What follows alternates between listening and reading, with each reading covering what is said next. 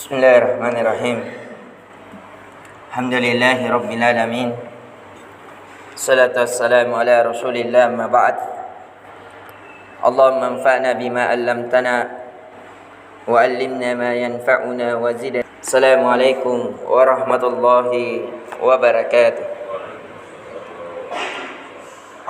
Alhamdulillah, kita kembali dibangunkan oleh Allah Azza wa Jalla di hari yang terbaik dari seluruh hari pada sepekan, yaitu di hari Jumat.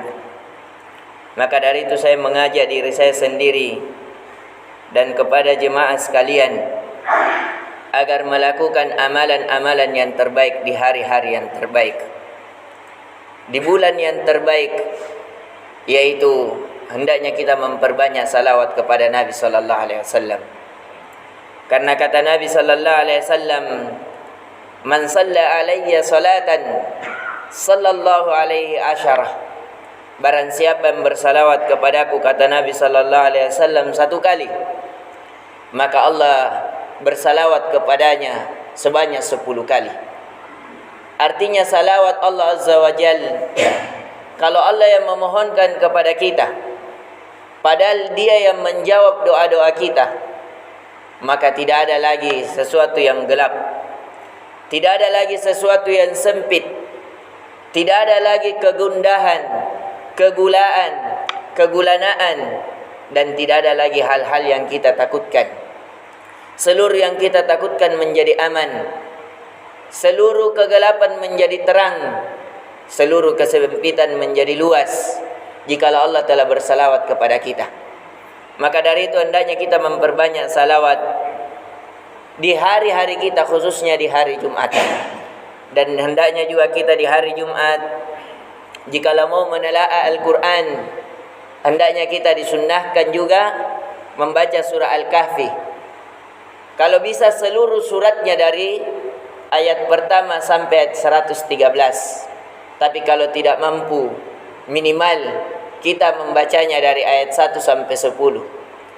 Dan bahkan dari Nabi sallallahu alaihi wasallam mengatakan, barang siapa yang ingin terhindar dari fitnah Dajjal, maka hendaknya ia menghafalkan surah Al-Kahfi ayat 1 sampai 10. Dia akan terhindar dari fitnah Dajjal, baik secara hakiki maupun secara ma'nawi. Dan alhamdulillah di pertemuan kali ini kita kembali mengkaji dari kisah Nabi Hud alaihi salam. Kaumnya namanya Ad. Sekali lagi, ini Nabi nenek moyangnya dari Arab. Karena sekali lagi Nabi Nuh alaihi salam memiliki 4 anak. 1 yang ditenggelamkan, 3 yang selamat. 3 inilah yang berpencar di penjuru dunia, yang melahirkan generasi-generasi. Setelah hilangnya banjir di muka bumi, keluarnya mereka dari kapal, maka menjadilah generasi-generasi. Yang pertama Yam, itulah Yam yang ditenggelamkan, yang dipanggil untuk naik di perahu tapi dia mengelak. Qala sa'awi ila jabal, kata Allah di dalam Al-Quran, kata anaknya, tidak wahai ayah, saya akan naik di gunung itu, saya akan selamat. Tapi tetap ditenggelamkan seluruhnya. Yang selamat yang hanyalah di kapalnya Nabi Nuh alaihi salam. Jadi sekali lagi, ketika keluar ada 3 anak yang tersisa, yaitu Sam. Inilah kakek moyangnya dari Arab. Dari Samlah ini generasi Arab ada. Yang kedua adalah Ham. Inilah kakek moyangnya dari Ethiopia. Kalau kita katakan orang-orang yang hitam itu, orang Amerika. Dari kakek moyangnya itu dari keturunan Nabi Nuh dari Ham. Yang ketiga adalah Yafis. Yafis ini keturunannya orang-orang Rum, orang-orang Persia.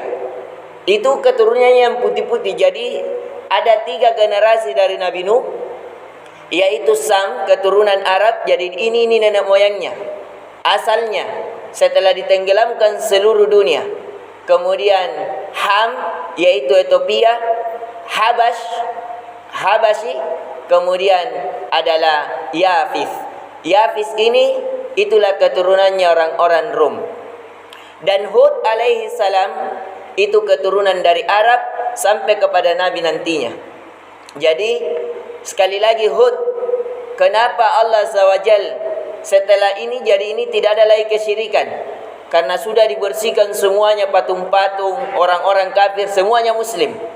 Kembali sampai berapa ribu tahun ke depan, 3 generasi kepada Nabi Hud, kalau kita ukurkan kurang lebih 3000 tahun, muncul lagi kesyirikan, penyembahan lagi kepada selain Allah, muncul lagi kesombongan-kesombongan di muka bumi, kerusakan-kerusakan karena banyaknya maksiat, sehingga Allah utus lagi Rasul, utus lagi Nabi, yaitu Nabi Hud alaihi salam.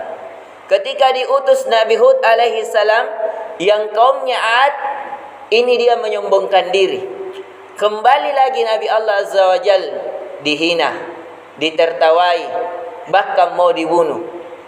Dan kaum Nabi Ad ini, dia memiliki kekuatan yang sangat kuat. Kekuatannya itu, bayangkan kalau rumah-rumahnya gunung-gunung yang dibelah. Gunung-gunung, jadi kalau mau mengatakan ahli-ahli dalam bangunan yang pertama muncul itu dari kaum Nabi Ad.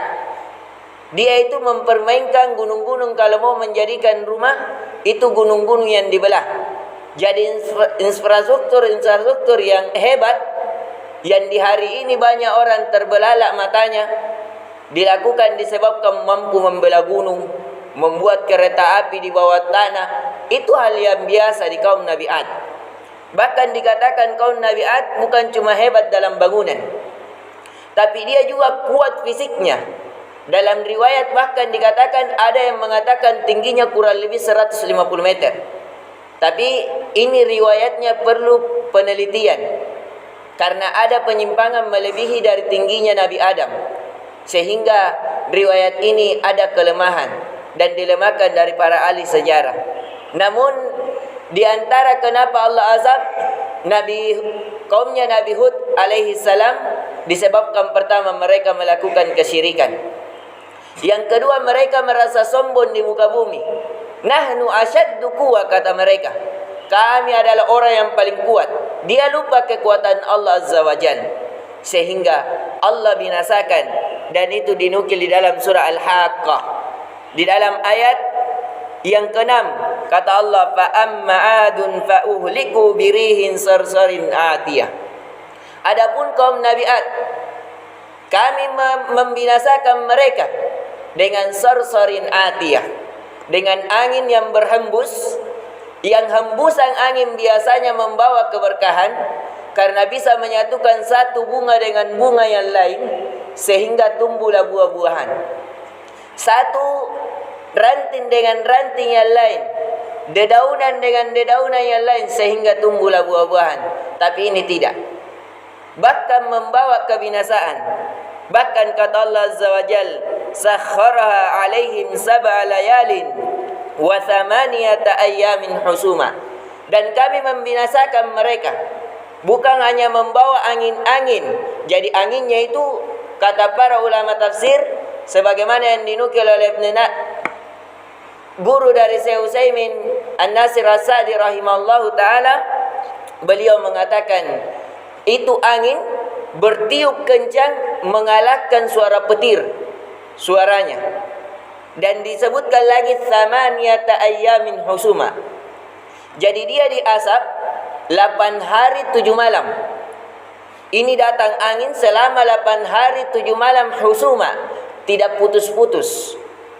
Jadi kaumnya Nabi Hud alaihissalam, kaum Ad, itu diasap oleh Allah dengan angin yang berhembus kencang sebanyak 8 hari 7 malam, tidak berhenti-berhenti. Fataral qauma fiha sar'a ka'annahum a'jazu nakhlin haliyah khawiyah.